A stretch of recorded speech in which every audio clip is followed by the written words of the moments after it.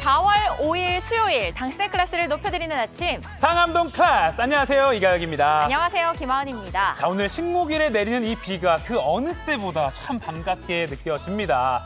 지난 4일간 전국에 53건의 산불이 났고 소방관, 공무원 등 진화 인력 28,500여 명이 밤낮으로 고생했거든요. 네, 고생해주신 대원들에게는 감사를, 또 집을 잃은 이재민들에게는 위로를 전하는 소중한 비라는 생각이 듭니다. 근데 또 저희끼리는 이 비가 축하의 비잖아요, 오늘? 맞습니다. 네. 자, 오늘 창암동 클래스가 100회를 맞이했습니다. 좋습니다. 자, 여러분 오랜만에 한번. 박수효과. 좋습니다. 네, 매일매일 생방송 함께해주시는 우리 상클리 여러분 고맙습니다. 모두 덕분입니다. 맞습니다. 덕분입니다.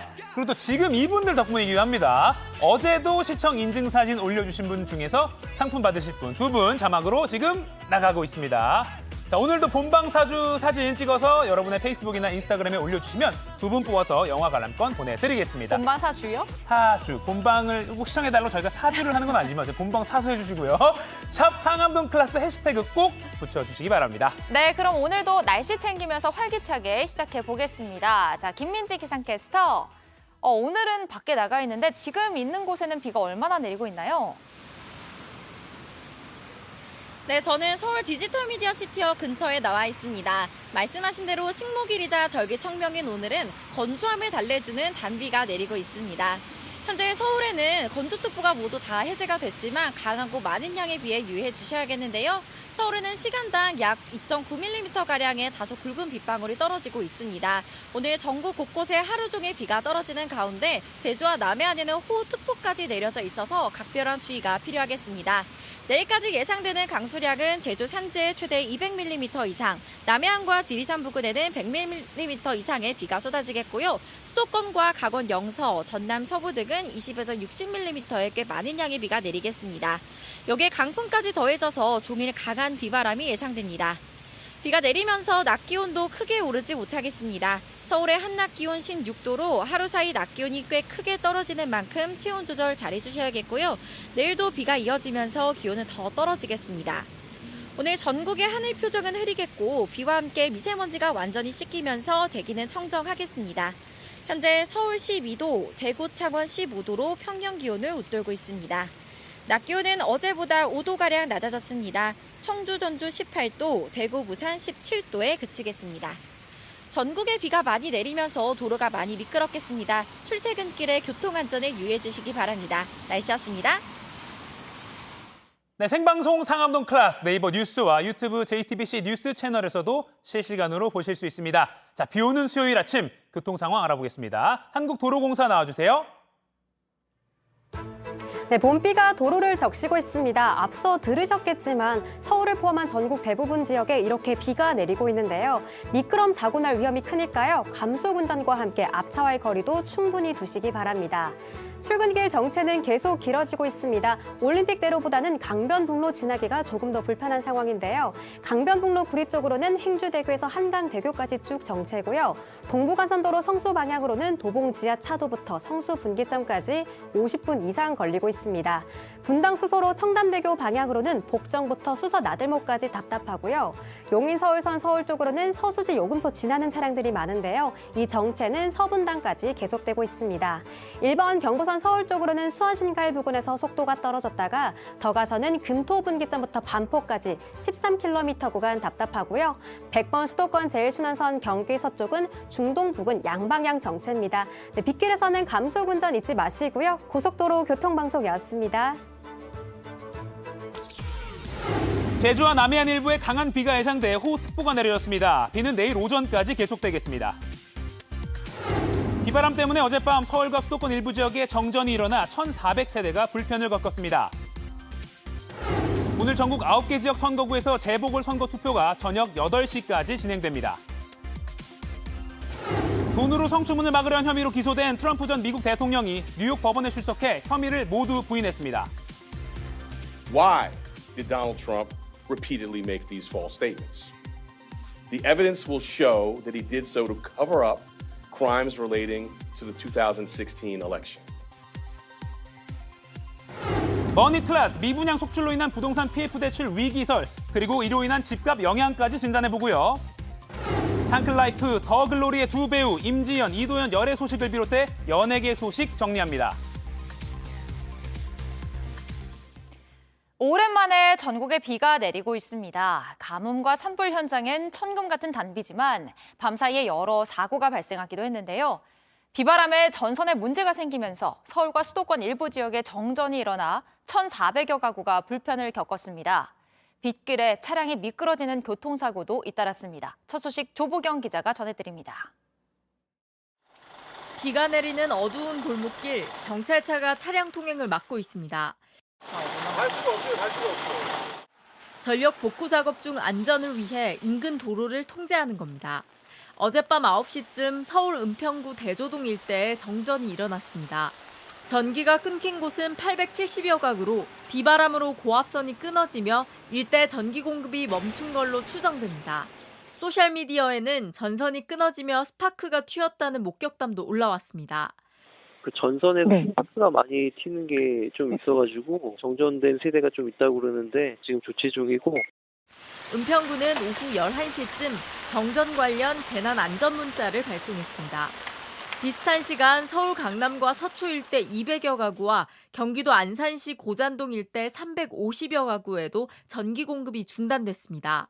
건설 현장 전력선에 비가 스며들거나 강한 비바람에 날린 이물질이 전선에 접촉하면서 정전이 발생한 걸로 추정됩니다. 차량 한 대가 도로 위에 뒤집혀 있습니다. 뒤이어 오던 차량이 아슬아슬하게 비켜갑니다. 어젯밤 11시 50분쯤 강원도 횡성휴게소 인근에서 빗길에 승용차 한 대가 전복됐습니다. 다행히 인명피해는 없는 걸로 전해졌습니다. 밤 10시쯤 경부고속도로에서도 화물차가 빗길을 달리다 적재 중이던 드럼통을 도로에 떨어뜨리는 등 사고가 이어졌습니다. JTBC 조보경입니다. 음주 상태로 도심을 질주하다 차량을 들이받고 달아난 운전자가 경찰에 붙잡혔습니다. 오늘 새벽 0시 반쯤 대전 둔산동의 한 도로에서 쉐보레 승용차 운전자가 다른 승용차를 들이받은 뒤 달아났습니다. 달아난 차량은 주차된 또 다른 차량과 부딪힌 뒤 중앙분리대를 넘어 반대편 갓길 보호대까지 들이받고 나서야 멈춰섰습니다. 현장에서 경찰에 붙잡힌 운전자는 만취 상태였던 것으로 확인됐습니다.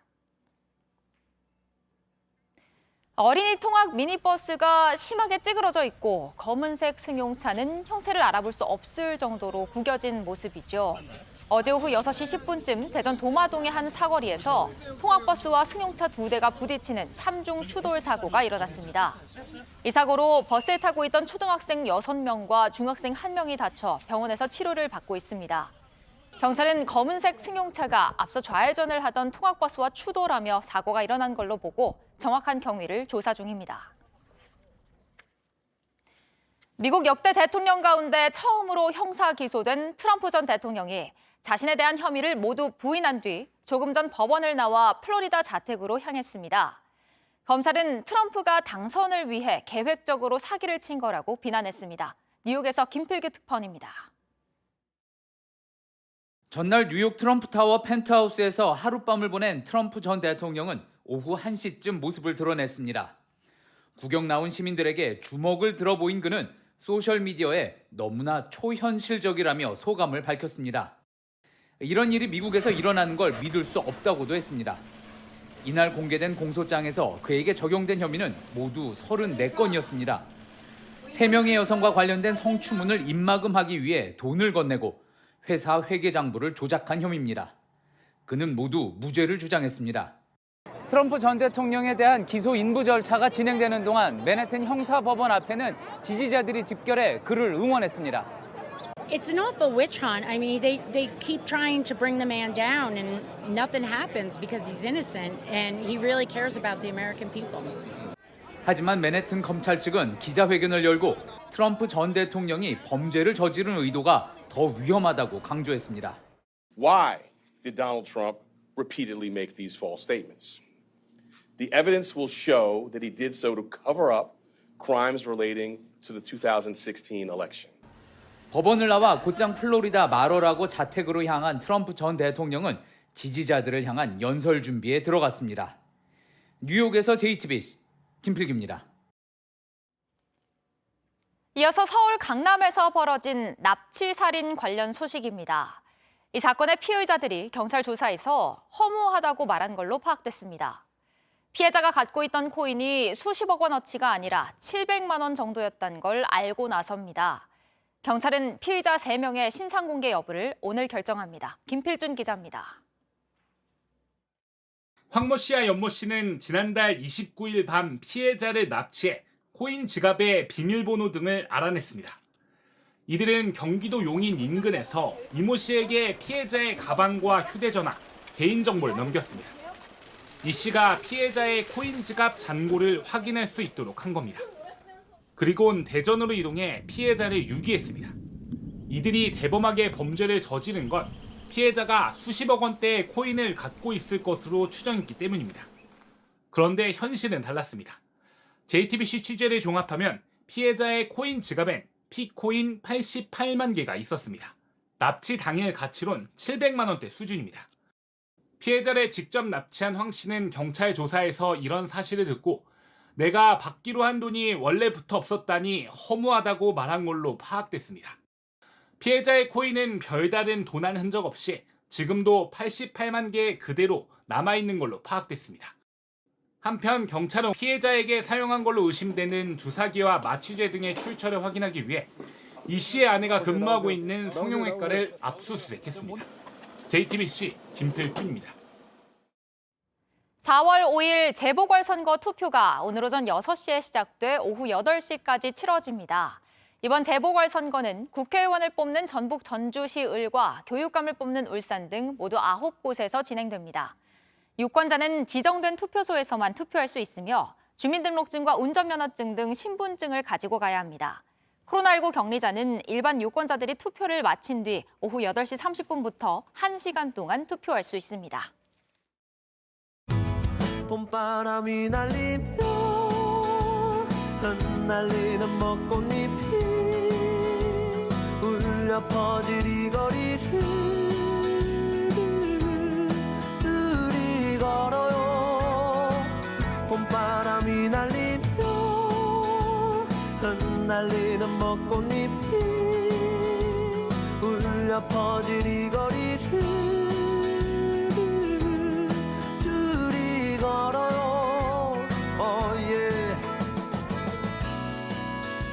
방송 보시면서 화면을 찍어서요. 여러분의 인스타그램이나 페이스북에 올려주십시오. 2분 뽑아서 영화 관람권 보내드리겠습니다. 샵 상암동 클래스 해시태그도 꼭 붙여주셔야 합니다. 자, 오늘도 도시락 이슈 이도성 기자, 월드클래스 이용주 캐스터 나왔습니다. 안녕하세요. 안녕하세요. 반갑습니다. 안녕하십니까. 좋은 아침입니다. 오늘 이용주 캐스터 뭔가 식목일에 걸맞는 이미지지 나뭇잎 않아요? 색깔에. 네, 나뭇잎 색깔에. 푸릇푸릇한데요? 나무를 심자. 네, 좋습니다. 이도성 기자 뭐 했어요? 심어야죠, 이제. 개나리 색깔, 개나리 색깔. 자, 그럼 동료들과 이야기 나눌 만한 국내 뉴스 오늘 알기 쉽게 전해줄 이도성 기자, 도시락 열어주시죠. 돌발 질문을 많이 하시네요. 네, 첫 번째 도시락 바로 준비해서 꺼내보겠습니다. 뒤집겠습니다. 하나, 둘, 셋. 빠밤. 네, 별이 된 디바인데요. 예, 어제 들으신 소식일 겁니다. 네. 1960년대 가요계를 주름잡았던 영원한 디바 가수 현미가 어제 별세했습니다. 자택에서 쓰러진 채 발견돼 병원으로 옮겨졌지만 끝내 우리 곁을 떠났는데요. 향년 85세입니다. 여전히 왕성하게 활동을 하던 중이라서 거의 소식에 좀 깜짝 놀라신 분들이 많을 것 같아요. 네, 맞습니다. 뭐 불과 계속 프로그램 계속 나왔잖아요. 네. 그래서 더 좀 충격적이었는데 한 매체에 따르면 하루 전에도 대구까지 가서 노래교실 공연을 했다고 하는데요.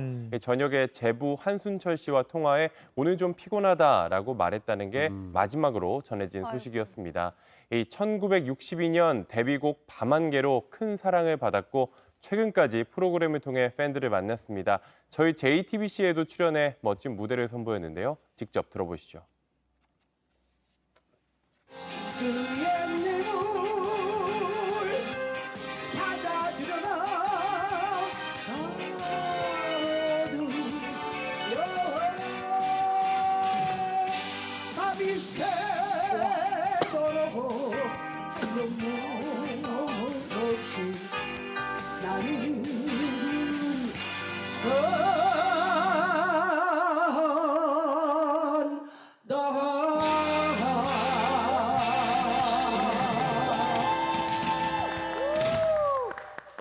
와, 정말 멋진 목소리입니다. 이게 이 무대를 더는 직접 볼 수 없다는 사실이 좀 가슴 아프게 다가옵니다. 네, 맞습니다. 들으신 것처럼 고인은 짙은 중저음을 가진 재즈풍 보컬로 1960년대 우리 가요계를 휩쓸었습니다. 지난 1957년 미팔군 무대에서 공연에 나오지 않은 가수를 대신해서 마이크를 처음 잡았는데 이때부터 무대에 오르기 시작했습니다. 역사가 그때부터 시작됐군요. 네, 1957년부터 시작했는데요. 이후엔 앞서 들으신 밤안개 이것을 비롯해서 떠날 때는 말없이 몽땅 내 사랑, 보고 싶은 얼굴 등을 발표하면서 꾸준히 사랑받았습니다. 와, 무려 66년이네요. 맞습니다. 근데 어제 이 기사를 보고 그 뭐 삶이 황망하게 느껴진다라고 생각하시는 분들 굉장히 많이 제가 주변에 접했는데 예. 사실은 그렇지 않습니다. 우리의 삶의 목적은 영원히 사는 것이 아니라 주어진 삶 속에서 의미를 찾는 것이라고 생각하는데 현미 선생님은 좋은 곡도 많이 남기셨고 많은 분들에게 기쁨을 또 주셨기 때문에 의미 있는 삶이었다라고 저는 좀 말씀드리고 싶고요. 맞아요. 또 이분께서 또 실향민이셨잖아요. 그래서 맞아요. 또 그 고향을 잃으신 분들에게 또 많은 또 위로를 주셨으니까 오히려 좀 뭐랄까요 행복 뭐라고 말을 못 하겠습니다. 그러니까 우리가 너무 네. 차분하게 이분을 추모하기보다는 네. 그 생전에 우리에게 많은 웃음을 주셨잖아요. 그런 그럼요. 식으로 조금 좋은 기억하면서 모습을 많이 기억하면 네. 좋을 것 같아요. 좋은 예. 감정, 좋은 기억을 가지고 가면 되는 거니까요. 이 고인 역시 말씀하신 것처럼 1938년에 평양에서 태어난 실향민 1세대입니다. 한국전쟁이 일어나자 피난을 왔는데요. 당시 두 동생과는 생이별을 했습니다. 1998년에 짧게 동생과 재회는 했지만 한 번 더 만나보고 싶다는 소원을 이루지 못한 채 별이 됐습니다. 생전 인터뷰 들어보시죠. 갑자기 자다 말고 아버지가 빨리빨리 일어나라 대동강을 건너야 피란민입니다. 간장 좀 얻으러 왔습니다. 그걸 내가 하는 거야.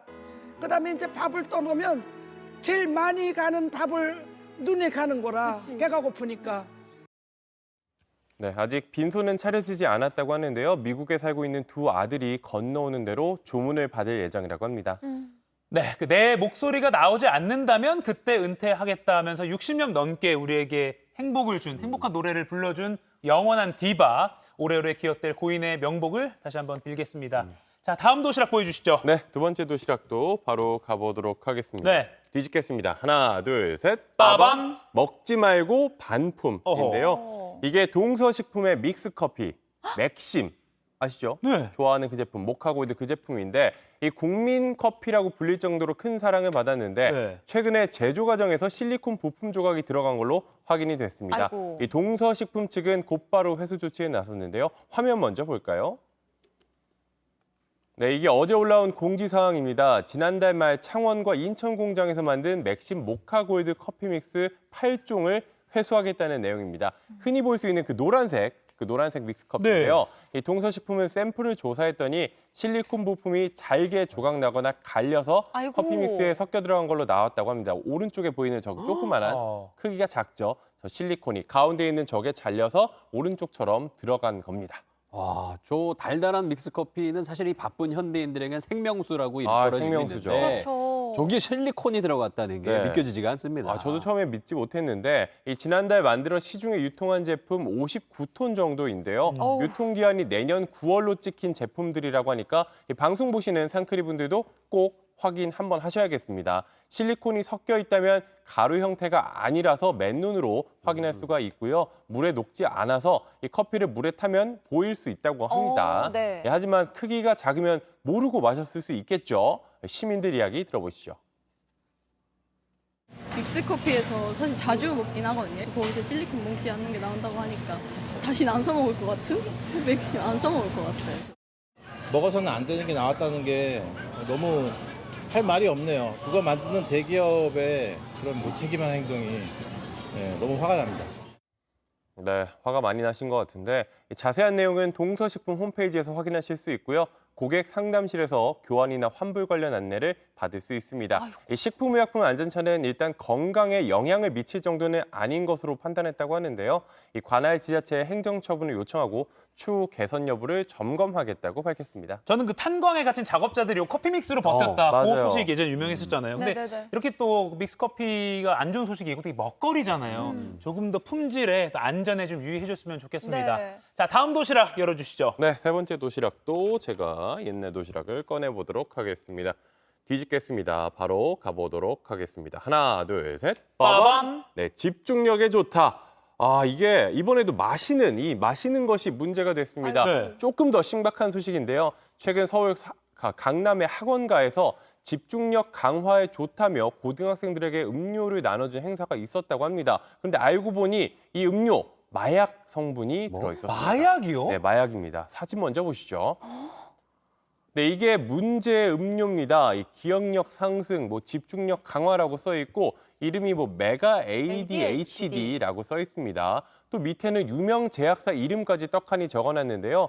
이게 그제 서울 강남구 일대에서 학생들한테 최근 개발한 음료라면서 마시게 했다고 합니다. 약간 포장이 조금 조잡해요. 임시 같은 느낌인데 네. 그러니까 개발된 거다 이제. 네, 좀 조잡하긴 한데 이게 행사인 것처럼 시음 행사인 것처럼 해서 학생들에게 먹이게 했다고 합니다. 마시게 했어요. 그런데 여기에 이 음료에 마약 성분이 검출됐습니다. 음료를 마신 이 학생들은 어지러움증을 호소했다고 합니다. 너무 충격적입니다. 상대가 이렇게 집중력을 높인다는 명분으로 학생들에게 먹였다는 게 너무 화가 나는데 누가 이런 일을 벌인 건가요? 그 사람들 지금 경찰이 쫓고 있습니다. 음료를 건넨 건 이 40대 남성과 20대 여성으로 파악되는데요. 이들은 피해자들이 음료를 마시자 이 구매 의향을 조사한다면서 부모의 연락처를 받아냈고요. 이 부모에게 연락했습니다. 그러면서 협조하지 않으면 자녀가 마약을 복용한 걸 신고하겠다. 이런 협박까지 했다고 하는데요. 신고를 받은 경찰이 곧바로 추적에 나섰습니다. 이 유사한 피해 사례가 있으면 112에 신고해달라 이런 당부도 남겼습니다. 이건 계획적인 범죄인데요? 그러니까 악질 중에 악질이네요. 예. 그러니까 마약 먹은 걸로 협박까지 하겠다는 게 믿기지가 않는데 피해자들한테 일단 별일이 없어야겠고요. 또 용의자들 꼭 붙잡아서 엄벌에 처했으면 좋겠습니다. 자, 오늘도 이두성 기자 잘 들었고요. 월드클래스로 넘어가 보겠습니다. 이현주 캐스터.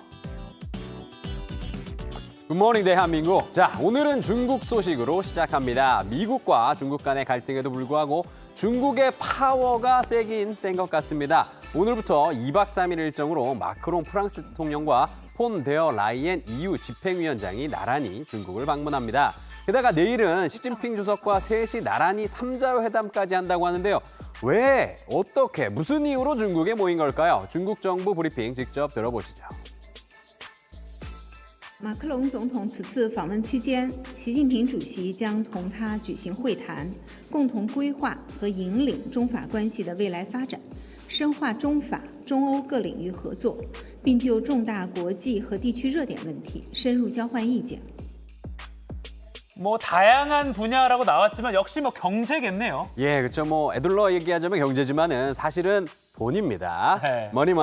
유럽연합은 안보적으로는 미국과 동맹이지만 경제적인 협력에 있어서는 중국을 배제할 수 없기 때문이겠죠. 네. 게다가 EU 전체 회원국의 통상 체결권을 지닌 집행위원장까지 동석하는 걸 보면 충분히 눈치챌 수 있죠. 또 방중기간 중국의 개혁, 개방 1번지로 꼽히는 광둥성, 광저우 경제 시찰도 또 예정이 되어 있습니다. 네. 이후에 중국 방문은 앞으로도 이어질 분위기인데요. EU 최대 경제 대국인 독일의 외무장관도 이달 중순 또 중국을 찾는다고 합니다. 야, 이 외교 관계에 있어서는 영원한 적도 영원한 동지도 없다 이런 말이 진짜 맞는 말인 것 같은데 그런데 이 와중에 공교롭게도 이 대만의 총통 차이잉원 총통이 미국 가잖아요. 예, 그렇죠. 미국 LA에 이제 가게 되는데 차이잉원 대만 총통이 미국 권력 서열 3위인 메카시 미 하원 의장을 LA에서 만난다는 게 확정이 됐습니다. 네. 현재 시간 5일인데요. 대만 총통과 미 하원 의장이 미국 땅에서 만나는 것도 이번이 처음입니다. 결국 확정이 됐군요. 예. 중국의 무력 시위 강도는 더 세지겠어요? 예, 시위가 세질 것 같은데 양측의 만남 직후 중국이 강력한 무력 시위를 벌일 가능성 더욱 커 보입니다. 자, 다음 소식 이어가 볼까요? 먼저 영상부터 잠깐 보시겠습니다. 예. 자, 스페인에 있는 한 셀프 빨래방이에요. 한 남성이 세탁을 마친 빨래를 종이백에 담아서 빨래방 나가고 있죠. 근데 뭐야? 나가자마자 지금 건조기 한 대가 폭발했습니다. 너무 깜짝 놀랐는데 네. 다른 사람은 없었던 거죠? 예, 다행히 인명 피해는 없었는데요. 화면 속 남성이 조금만 늦게 나갔어도 진짜 큰 사고로 이어질 뻔한 그러니까요. 네, 아찔한 상황이었어요. 건조기 안에서는 거대한 화염이 지금처럼 이렇게 뿜어져 나왔고 남성이 방금 지나친 자리를 그대로 접는데요. 폭발 충격으로 빨래방 유리 완전 통째로 뜯겨나가고 그러게요. 콘크리트 외벽, 천장 다 부서지고 지금 큰 폭발 사고가 발생했습니다. 아니 근데 빨래방 요즘에 많이 쓰잖아요, 우리도. 예. 근데 어쩌다가 저런 폭발이 난 거예요? 원인이 나왔어요? 예, 우리도 굉장히 조심을 해야 될 것 같은데 원인을 알아보니까 손님이 옷 주머니에 이 미처 빼지 않고 함께 이 건조기에 라이터를 넣고 돌린 거예요. 라이터를? 네, 라이터를요. 데일리 메일은요. 현지 조사 당국의 수사 결과를 인용해서 라이터 안에 폭발성 연료가 과열되면서 폭발을 일으켰다고 보도했습니다. 라이터 꼭 주의하셔야겠고 또 꼭 라이터 아니더라도 빨래방 세탁물 맡길 때 주머니 꼭 다 확인을 맞아요. 해야겠네요. 진짜 그래야겠어요. 맞습니다. 네. 꼭 확인하시고요. 자, 계속해서 인터넷과 소셜미디어 화제가 된 소식 전해보겠습니다. 네. 자, 세상 모든 엄마는 위대하다 이런 말 들어보셨죠? 네. 이 말을 증명이라도 하듯이 기막힌 눈썰미로 아이를 구한 어머니가 있습니다. 애기 너무 이뻐요, 그죠? 네, 귀여워요. 너무 귀엽습니다. 아주 귀요미해요. 영국인 엄마가 당시 14개월이었던 딸의 사진을 찍었다는데 근데 눈 안에서 묘하게 흰 빛이 돌아다니는 모습을 발견합니다. 오른쪽 눈이 뭔가 반짝이는 것 같은데 네. 그거 왜 그런 거예요? 저라면 지금 사실 좀 플래시가 뭔가 잘못 터졌나 이런 생각밖에 못했을 것 같은데 네네. 엄마는 이 아이의 엄마는 뭔가 심상치 않음을 느꼈고요. 곧장 딸을 병원에 데리고 갔습니다. 몇 주에 걸쳐서 검사를 받은 결과 딸의 오른쪽 눈에 암이 자리했다는 진단을 받았습니다. 아이고, 바로 병원 안 갔으면 큰일 날 뻔했어요. 예, 희귀 안구암인 망막 모세포종이라는 건데요. 보통 5세 이하 영유아에게 발병하는 악성 종양입니다. 해마다 300명 정도의 아이들에게서 발견된다고 하는데요. 방치할 경우에 시력뿐만 아니라 목숨까지 위험해질 수 있는 큰 병이라고 합니다. 다행히 이 아이는 엄마가 사진을 단서로 빨리 발견을 했잖아요. 네. 곧장 치료에 들어가서 종양 크기를 많이 줄였다고 합니다. 야, 그 엄마의 눈썰미가 대단합니다. 바로 병원에 데려간 것도 그렇고요. 그렇죠. 이 카메라 플래시가 켜진 상태로 사진을 촬영하면 눈동자에 희거나 붉은 점이 이렇게 보인다 그래요. 플래시를 끄고 찍은 사진과 비교해서 뭔가 색다른 점이 생겼다 하면은 일단 의심해보고 병원을 찾는 게 좋다고 합니다. 치명적인 질병이지만 초기에 발견하면 98%는 완치될 수 있다고 하니까 여러분 오늘 사진 한번 찍어보는 거 어떨까요? 네네네. 자, 다음 소식 넘어가 보겠습니다. 네. 딴딴따란 딴딴따란 지금 신부가 행진을 하고 있어요. 근데 딱 봐도 이 식장은 또 아닌 것 같죠? 네. 지금 이게 비행 중인 여객기 아닙니다. 근데 웨딩드레스도 좀 아닌 것 같아요. 휴지 같은 걸로 만든 것 같은데요? 네, 맞아. 화장실 휴지 맞습니다. 휴지야? 네, 급조해서 드레스를 대신한 건데요. 한 미국인 예비 부부가 결혼식장으로 향하던 중에 여객기 안에서 사전 연습을 펼쳤습니다. 휴지로 드레스를 만들고 일회용 장갑으로 부케를 꾸려서 제법 그럴싸하게 분위기를 냈는데요.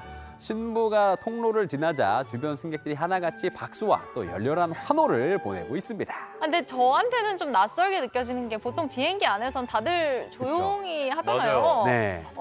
그럼 저래도 되나 보죠? 확실히 우리나라 정서랑은 좀 거리가 있긴 합니다. 있네요. 지금 한 해를 낳는 중인데 나만 모르는 몰카, 지금 개꿀잼 몰카인가? 뭐 약간 이런 느낌이 좀 들고요. 근데 사실 승무원이 앞장서서 이게 도와줬다 그래요. 앞으로 3시간 동안 안전에 문제가 없을 거란 걸 확인하고 공중 결혼식장을 대여해 준 거라는데요. 당시 영상도 승객이 나서서 촬영을 했고요. 이 모두가 특별한 이벤트로 즐겁게 즐겼다고 합니다. 근데 항공사 입장에서 뭐 홍보도 되고 좋을 것 같긴 하네요. 그렇죠. 일석이조죠. 더불어 이 자리에 함께한 사람들은 색다른 추억도 또 쌓였고 말이죠. 사실 이 항공사는 예전부터 별별 이벤트를 벌이기로 굉장히 유명하다고 하거든요. 이 콘서트에 청혼 이벤트 등 지금 뭐 우리 승객 하고 싶은 거 다 하세요 쉽게 판을 깔아줬다는 건데요. 이 또한 치열한 경쟁 시대 속에서 이 항공사만의 특별한 생존 전략이 아닐까 싶습니다. 어떤 항공사인지 이용해보고 싶네요. 네, 이용해 주세요. 지금까지 월드클래스였습니다.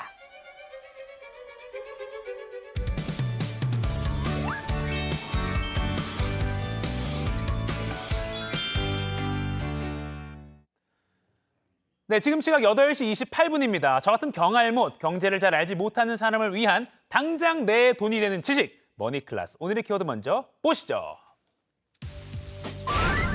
벚꽃 피는 순서로 터진다. 부동산 PF 위기설. 진실은 부동산 경기 침체에 미분양 주택까지 계속 늘자 건설업계의 위기감이 감돌고 있습니다. 이 건설사들이 부동산 개발을 하기 위해 빌린 돈, 이른바 PF 대출, 이걸 갚지 못하면 금융회사들이 파산할 수도 있다, 이런 우려까지 있는데요. 특히 지방의 경우 미분양이 심각해서요. 벚꽃 피는 지역 순서대로 부동산 위기가 닥칠 거다, 이런 얘기까지 나오고 있습니다. 자, 앞으로 우리 부동산 시장에 더 큰 위기가 오는 걸까요? 그럼 집값은 어떻게 될까요? 전문가와 얘기 나눠보겠습니다.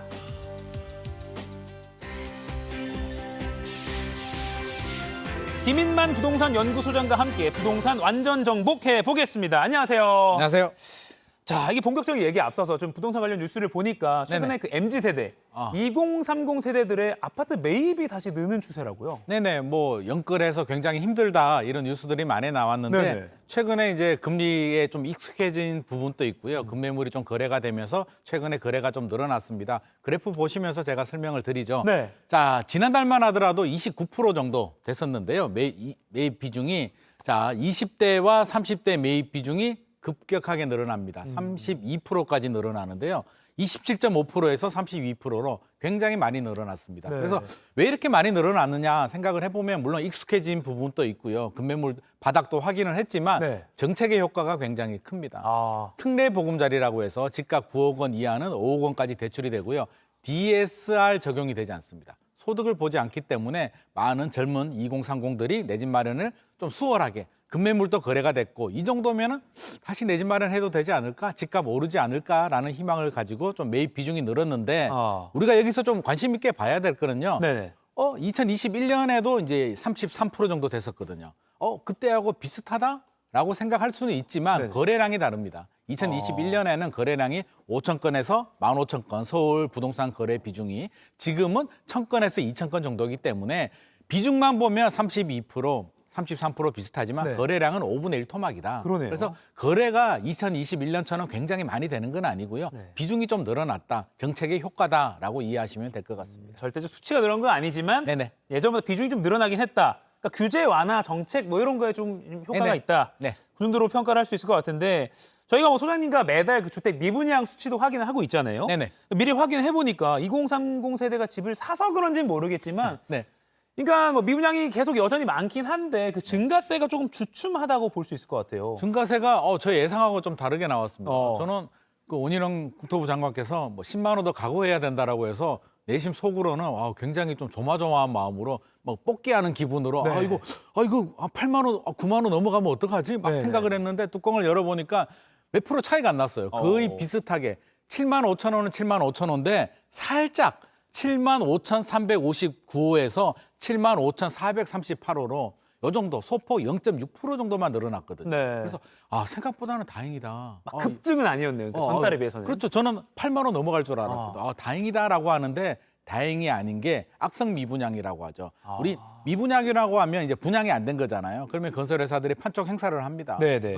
할인도 하고요. 옵션 공짜로도 주고 중도금 무이자를 해주는데 네네. 다 지을 때까지 안 팔리는 걸 악성 미분양, 준공후 미분양이라고 하는데 준공후 미분양이 빠르게 늘어납니다. 자, 준공후 미분양 한번 보시면은요. 자, 그래프 보시면 8,554호. 지난달에 7,546호거든요. 8,554 숫자만 보면 충분히 감당할 수 있지만 추이가 늘어난다. 13% 정도 늘어났습니다. 네. 미분양은 0.6% 늘어났는데 준공후가 13% 늘어났다는 얘기는 이게 안심할 단계는 아니다. 속으로 굉장히 골마가고 있고 앞으로가 더 걱정되는 상황입니다. 다 지어놓고 빈집을 오래 놔둘 수밖에 없는 걸 악성 그렇죠. 미분양이라고 하는 거군요. 그러면 PF 대출을 해준 금융사들은 돈 회수가 안 된다는 이야기이기 때문에 이걸 굉장히 심각하게 받아들여야 됩니다. 지금 PF 대출 말씀하셨는데, 그러니까 부동산 프로젝트 파이낸싱이라고 네네. 하는 거죠. 네네. 그러면 이제 미분양 때가 많아지면 이제 건설사들한테 돈을 빌려준 그런 금융회사들은 어려워질 수밖에 없는 건데. 그렇죠.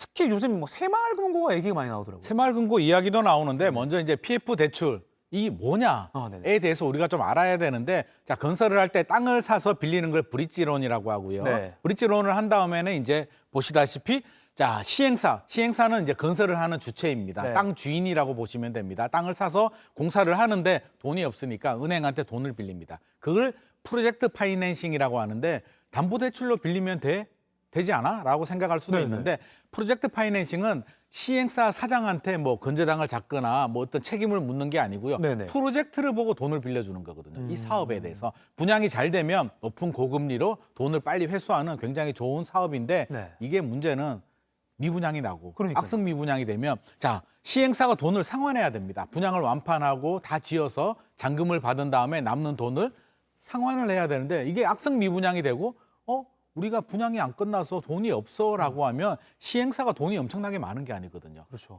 결국에는 금융사가 이 사업 프로젝트를 가지고 어떤 조치를 해야 되는데 털어내야 된다는 건데 지금 그게 쉽지가 않습니다. 그래서 악성 미분양이 늘어난다는 얘기는 PF 대출이 늘어난다는 거고요. 자, 5대 은행. 우리 일반적으로 알고 있는 국민은행, 신한은행, 우리은행 이런 은행들인데 14조 6천억밖에 안 됩니다. 네. 자, 1금융권들 우리가 알고 있는 은행들은 워낙 덩치도 크고요. 사업이 많기 때문에 네. 돈을 잘 벌기 때문에 굳이 위험성이 있는 프로젝트 파이낸싱을 하지 않는데 2금융권, 보험사, 증권사, 카드사, 저축은행, 새마을금고까지 네네. 이런 사업체들 2금융권들은 아무래도 좀 리스크가 있지만 돈을 좀 쉽게 벌 수 있는 프로젝트 파이낸싱에 많이 투입이 됐고요.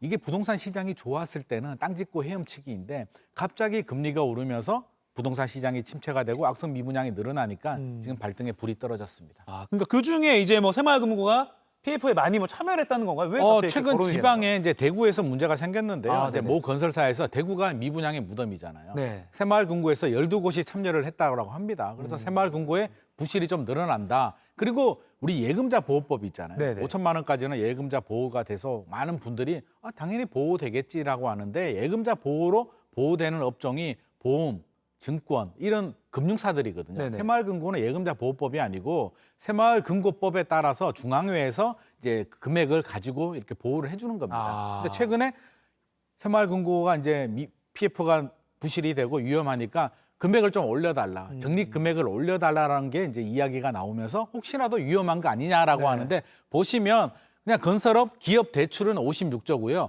관리형 토지 신탁 대출 이게 일종의 PF 대출인데 연체율이 0.17% 정도. 이것만 본다면 새마을금고 지금 당장 위험하지 않습니다. 그래서 너무 불안해하지 않으셔도 되는데 추이를 본다면 악성 미분양 추이가 좀 빠르게 늘어나고 있고요. 지금 건설사들 빠르게 주택시장 침체가 회복이 되지 않는 상황이기 때문에 그러니까요. 이런 추이가 지속이 된다면 새마을금고뿐만 아니라 네. PF 대출을 많이 해준 2금융권들이 위험할 수도 있습니다. 뭐 새마을금고는 일단 어쨌든 안정적으로 관리하고 있다라고 지금까지는요. 설명을 하고 있는 상황이고요. 네네. 오늘 새벽에 또 뉴스를 보니까요. 네. 국제통화기금 IMF도 네. 우리나라 그 부동산 PF 때문에 금융시장이 불안해질 수 있다. 네. 그런 경고를 내놨다는 보도도 있더라고요. 네, 저도 그 뉴스 봤는데요. 네네. IMF도 정말 피곤하겠다. 우리나라 PF까지도 이렇게 신경을 쓰고 그러게요. 저는 이런 생각이 들었는데 네네. 일단 사실입니다. IMF에서 이렇게 경고를 했다는 얘기는 긴장을 해야 되고요. 저는 이제 시작이라고 봅니다. 왜냐하면 우리가 위기에 있을 때 진짜 어려울 때도 버티고 버티다가 이제 넘어지는 거잖아요. 어떻게든 한번 버텨보는데 우리 보통 개인들도 바로 이게 부실로 가지는 않거든요. 네. 버티고 어떻게 돈을 구해보다가 안 될 때 위기가 생기고요. 네. 건설회사들도 최근에 문제가 생겼지만 당분간은 버텨보고 자구 노력을 하고 있습니다. 네. 지금 또 PF 대출에 돈이 묶이고 악성 미분양이 된 곳들은 털어내고 있거든요. 그래서 분양가의 50% 정도로 저렴하게 뒤로 이제 좀 제발 해결해달라 이런 매물들이 늘어나고 있는데 50% 해결을 하더라도 문제가 50% 손실이 발생했잖아요. 네. 그렇다면 결국에는 부실이 늘어날 수밖에 없고 이렇게 털어난다는 얘기는 무슨 얘기냐면 이게 장기화될 가능성을 배제할 수 없다. 이게 6개월, 1년 안에 부동산 시장이 회복을 한다면 절대 털어내지 않죠. 네. 기다리면 되니까 대출이자 내고. 하지만 그게 아니기 때문에 장기화될 가능성을 배제할 수가 없고 그걸 준비를 해야 되기 때문에 아마 제 생각에는 부동산 시장이 빨리 회복이 되지 않으면 올해 안에 많은 건설사들, 금융사들이 위기에 빠질 수도 있습니다. 그러니까 미분양 문제가 참 해결이 먼저 돼야 될 거라는 생각도 드는데. 네네. 자, 그러면 많은 분들이 궁금해하실 상황이 이렇게 미분양 속출하고 PF가 어려워진다고 하는데 집값은 그럼 당장 어떻게 되겠느냐 진단을 좀 해주시죠. 최근에 이제 2030들이 매입 비중이 늘어났고요. 이제 집값도 소폭 반등을 하다가 네. 우리 2월 통계를 보면 미분양도 줄어들었고요. 집값도 소폭 올랐는데 네. 3월 최근에 제가 모니터링을 해보니까 최근에는 또 분위기가 살짝 안 좋아지고 있습니다. 그래요? 매수자들이 계속 따라가줘야 되는데 나는 급매물 가격에서 살짝 그 정도 가격에서 집을 사고 싶지 더 높은 가격을 사고 싶진 않아. 금리도 여전히 높고 최근에 국제 유가도 다시 오르고 있기 때문에 이러다가 금리 더 많이 오르는 거 아니야? 굉장히 불안해하고 있고요. 집값도 여전히 높고 네. 또 경제에 대한 불확실성도 있기 때문에 굉장히 불안해하고 있습니다. 그래서 2030들도 저는 좀 리스크 관리가 좀 필요하고 좀 장기적으로 길게 좀 봐야 되는데 저도 우리 애가 이제 20대거든요. 그래요? 많은 이야기를 하다 보면 1년을 굉장히 길게 생각하더라고요. 아빠 집값 6개월이면 회복하지 않아? 라고 하는데 한 3년 걸릴 수도 있어 라고 얘기하면 3년이나 이렇게 이야기를 하는데 3년 갈 수도 있습니다. 우리 글로벌 금융위기 때 2008년도, 2009년도 생각을 해보면 2009년에서 2013년까지 갔거든요. 그래서 좀 길게 보고 지금 잠깐 조정이 됐다라고 해서 너무 성급하게 들어가기보다 시장을 충분히 보고 내가 자금 계획을 잘 세운 다음에 내가 필요하다. 자금이 충분하다라고 판단이 됐을 때 고점 대비 30% 정도 조정되는 매물들을 위주로 알아보시는 게 좋을 것 같습니다. 조금 상승하는 듯 하지만 이게 그때 2월보다는 3월 들어 조금 주춤하는 것 같다. 주춤하고 장기적으로 있죠. 보자라는 말씀으로 정리하겠습니다. 지금까지 머니클래스 김인만 부동산 연구소장이었습니다. 고맙습니다.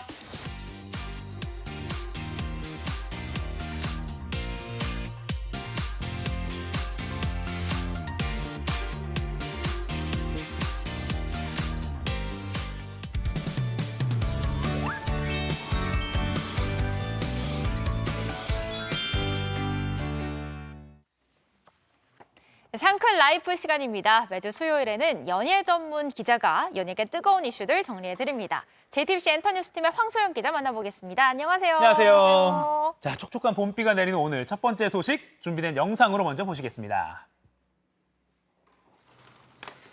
잘 오셨어요. 날씨 좋은 날 양산 없으셔도 많이 들어오시거든요. 여자친구 있으시죠? 아, 많으신가? 영리하고 아주 예쁜데 몹시 차가운 사람 한 명 있습니다. 나쁜 여자 만나시는구나. 첫 번째 키워드 더 글로리 커플 탄생 임지연, 이도현 열애. 야, 극중 왜 이렇게 흥분하십니까 또? 축하드립니다. 근데 축하한다면서 약간 슬퍼하는 눈빛이긴 한데 자, 극중에서는 대척점이었는데 두 배우가 현실에서는 찐 커플이 됐네요. 네, 4월 1일 만우절에 사실 거짓말처럼 알려진 열애 소식이었거든요. 네. 근데 이 열애 소식이 거짓말이 아니라 진짜였습니다. 사실 두 사람은 극에서 그렇게 마주칠 일이 많지는 않았었거든요. 네. 근데 두 사람이 열애 중입니다. 그래서 양측 소속사는 좋은 감정을 가지고 조심스럽게 알아가는 단계라고 열애 사실을 인정했습니다. 네. 임지연 씨는 송혜교 씨의 복수 상대였고 이제 그 복수를 돕는 망나니 역으로 이도현 씨가 호흡을 맞췄었는데요. 예. 두 사람은 촬영이 끝난 무렵 이제 드라마 워크숍에서 급속도로 가까워졌고 지난해 여름에 있었던 배우들 MT에서 관심이 시작됐고 이제 그렇게 연인 관계로 발전을 했다고 합니다. 사실 이도현 씨는 영화랑 드라마를 오가면서 촬영 중이라서 사실 스케줄이 굉장히 빡빡했거든요. 네네. 근데 MT 자리엔 빠지지 않았다고 합니다. 아, 빠질 수 없죠. 아, 근데 이 두 사람의 만남이 이미 좀 공공연한 사실이었다라고 하더라고요. 황 기자님도 알고 계셨어요? 사실 이제 뭐 드라마 관계자들이나 엔터 이제 양쪽 소속사는 이미 인지를 하고 있었습니다. 아, 그래요? 네, 그래서 이와 관련돼서 문의를 했었는데 사실 좀 조심스러워 하더라고요. 그래서 열애 사실은 맞지만 좀 보도가 되는 건 좀 조심스럽다라고 해서 저희가 보도까지는 하지 않았었거든요. 네. 그렇군요. 그런 상황이었군요. 그러니까 두 배우가 아까 극중에서 함께 나온 장면은 많지 않았다고 말씀하셨지만 이 비주얼의 합이 굉장히 좋았다 이런 평가도 많이 받았고 두 배우의 과거, 나의 이상형이 이런 사람이야라는 발언했던 것도 뒤늦게 좀 조명을 받고 있더라고요. 네, 이상형도 굉장히 눈길을 끌고 있는데 임지연 씨는 과거 인터뷰나 이제 뭐 예능 프로그램에 출연을 해서 좀 이제 사귀기 전에 두고두고 보는 스타일이다. 이상형은 좀 덩치가 크고 착한 남자다. 술도 같이 마실 수 있었으면 좋겠다라고 밝힌 적이 있고요. 네. 이도현 씨는 실제로 연애할 때 굉장히 직진하는 스타일이라고 합니다. 그래서 뭐 이상형이란 게 딱히 정해져 있진 않고 첫눈에 반하면 직진을 하는 스타일인데 그렇게 해서 좀 상처를 입은 적도 많다고 해요. 하지만 이번엔 좀 성공을 한 모습이죠. 와, 정말 축하드립니다. 진짜 축하드려요. 네. 근데 인생 캐릭터를 만난 임지연 배우는 계속 이 연진의 신드롬이 이어지고 있잖아요. 현재 진행형이죠. 네, 인기가 아주 뜨거운데요. 3월 둘째 주 이제 TV, OTT 이제 화제성 지수에서 1위를 차지했습니다. 굉장히 좀 많은 관심을 받기도 하고 있고 지금 JTBC 뉴스룸에도 최근에 출연을 했었죠. 네네. 임지연 씨는 10년 넘게 연기 활동을 이어가면서 절실함을 잃지 않았다고 전했는데요. 20대 때는 왜 나는 타고나지 못했나, 왜 가진 게 없지라는 생각으로 자격지심이 들었는데 그럴수록 더 집요하게 연구하고 고민했다고 합니다. 그래서 연기는 결코 놓고 싶지 않은 일이었다고 했는데 이날 눈물을 또 흘리기로 해서 되게 좀 이렇게 눈길을 끌었습니다. 마음이 좀 아프더라고요. 네. 그리고 진심도 좀 느껴졌습니다. 임지연 씨는 이제 배우 김태희 씨와 호흡을 맞춘 이제 마당 있는 집이라는 드라마로 6월에 이제 시청자들과 만날 예정이고요. 네. 하반기에는 SBS 새 드라마 이제 국민사형 투표로 돌아옵니다. 이와 함께 현 소속사인 아티스트 컴퍼니와 또 재계약 소식도 알려가지고요. 굉장히 좀 주목을 받고 있는 스타입니다. 탄탄대로네요. 네. 임지연 씨보다 이도현 씨가 5살 연하인가요? 네, 맞습니다. 연하남의 그 이도현 배우 행보도 계속 뭐 꽉꽉 스케줄이 차 있는 걸로 알고 있는데 무엇보다 새 드라마로 이제 신청자들을 또 만난다고요. 네, 이도현 씨는 이제 저희 JTBC 드라마죠. 네, 26일 첫 방송되는 나쁜 엄마로 이제 안방극장에 복귀를 앞두고 있습니다. 나쁜 엄마. 네. 저 자식을 위해서 악착같이 나쁜 엄마가 될 수밖에 없었던 엄마 영순과 뜻밖의 사고로 아이가 되어버린 아들 강호가 잃어버린 행복을 찾아가는 감동 힐링 코미디극인데요. 그래서 아들 강호 역으로 이제 배우 라미란 씨와 모자 호흡을 맞출 예정입니다. 근데 1995년생이라서 올해 이제 입대 예정입니다. 그래서 사실 열애 소식이 알려졌을 때 곰신이 될 임지연 씨에 대한 관심이 높았습니다. 군입대한 연인을 기다리는 그 분을 곰신이라고 하죠. 그렇죠. 근데 이 일과 사랑 두 마리 토끼를 뭐 어떤 일이 있든 다 잡아낼 수 있을 것 같아요, 두 분. 맞습니다. 네, 다음 작품에서 또 어떤 모습으로 등장할지 기대 많이 해보겠습니다. 이제 다음 주제로 넘어가 볼 텐데요. 키워드 바로 만나보시죠. 오, 역대급 조합 드라마로 만나는 전지현, 강동원. 와. 이건 정말 그냥 상상만 해도 너무 설레지 않습니까? 이 두 분의 조합이 실화입니까? 실화가 될 것 같습니다. 오. 네. 안 그래도 이제 전지현 씨와 강동원 씨가 한 작품에 만난다 그래서 와 이게 진짜 가상 캐스팅 아니냐 진짜냐라는 얘기가 많았는데 진짜가 될 조짐입니다. 두 사람은 이제 드라마 작은 아씨들 그리고 영화 헤어질 결심을 썼던 정석영 작가와 드라마 빈센조 그리고 작은 아씨들을 연출했던 김희원 감독의 신작이죠. 북극성에 출연 문방에 올랐습니다. 북극성은 자신의 정체성을 잃고 살아가던 스파이들이 자신을 찾아가는 이제 이야기를 담은 첩보 멜로물인데요. 물론 뭐 방영 일자는 아직 미정이지만 두 사람의 만남만으로 굉장히 큰 화제를 모으고 있습니다.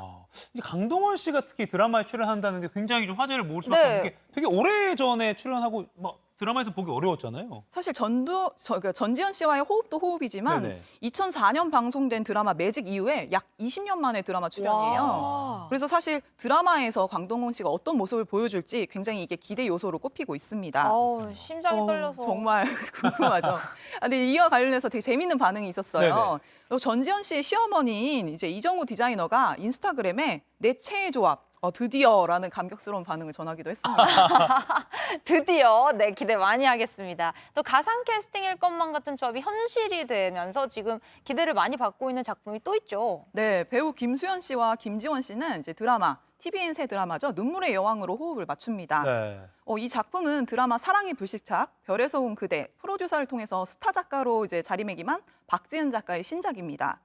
극중 두 배우는 킨주그룹이라는 재벌가의 부부로 등장을 하는데요. 한 부부가 아찔한 위기를 헤쳐가면서 이뤄내는 기적 같은 사랑 이야기를 그릴 예정입니다. 전지현, 강동원 그리고 김지원, 김수현 이 커플들이 이어서 이 두 분의 조합도 아주 소위 말해 대박입니다. 배우 아이유, 박보검 씨가 함께 또 드라마 촬영 중이라고요. 네, 두 배우는 지금 동백꽃 필 무렵으로 유명한 임상춘 작가의 신작이죠. 폭삭 속았수다 이제 촬영을 한참 하고 있습니다. 이 작품은 1950년대 제주에서 태어난 요망진 반항아 애순이와 팔불출 무쇠의 관식이의 모험 가득한 일생을 사계절로 풀어냅니다. 폭삭 속았수다라는 제목은 이제 제주어에서 이제 수고 많으셨습니다라는 뜻인데요. 속았다는 게 아니라 수고 많으셨습니다라는 거군요. 그러다 보니까 이제 세대를 뛰어넘는 인간미 가득한 작품이 찾아올 걸로 보이고요. 그리고 또 연기력과 스타성을 갖춘 박보검 씨. 그리고 또 이제 가수뿐만 아니라 배우로서도 능력을 인정받고 있는 아이유 씨 조합이라서 굉장히 비주얼 케미가 벌써부터 좀 기대가 됩니다. 왜 온라인에서 이렇게 막 이 배우랑 만나면 재밌겠다 이렇게 가상 캐스팅 해보잖아요. 그게 좀 현실이 되는 거 아닌가 싶습니다. 벌써부터 기대가 됩니다. 자, 마지막 주제는 영상으로 또 보시겠습니다. 한마디로 타고났어.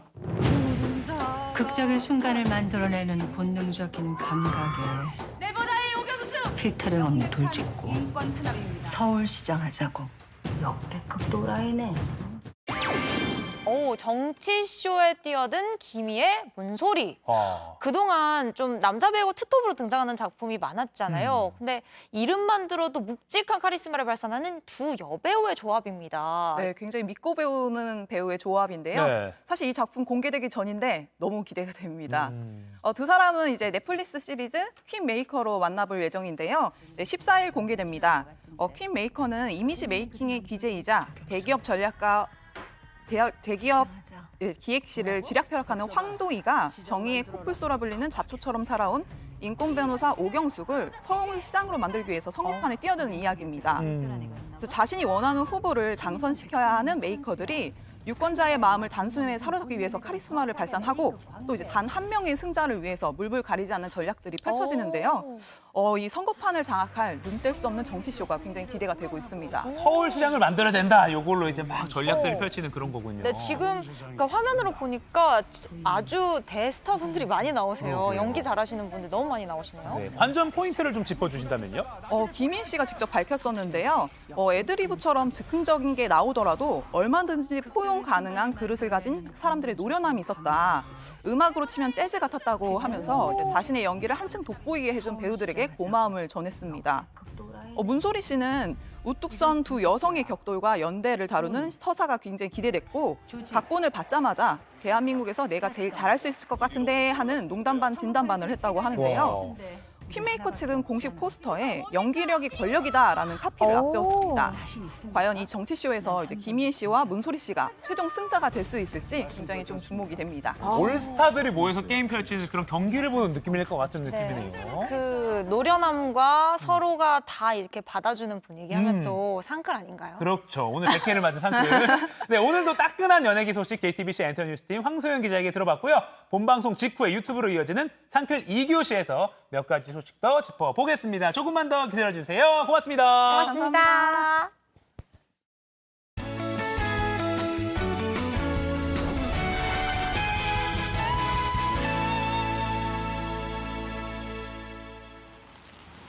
오늘은 강하고 많은 양에 비해 유의하셔야겠습니다. 현재 서울은 빗발이 조금 약해졌는데요. 그래도 바람이 강하게 불어서 만발했던 벚꽃잎들이 거의 다 떨어졌습니다. 오늘 하루 종일 전국에 비가 내리는 가운데 제주와 남해안에는 호우특보까지 내려졌습니다. 피해가 발생하지 않도록 각별한 주의가 필요하겠습니다.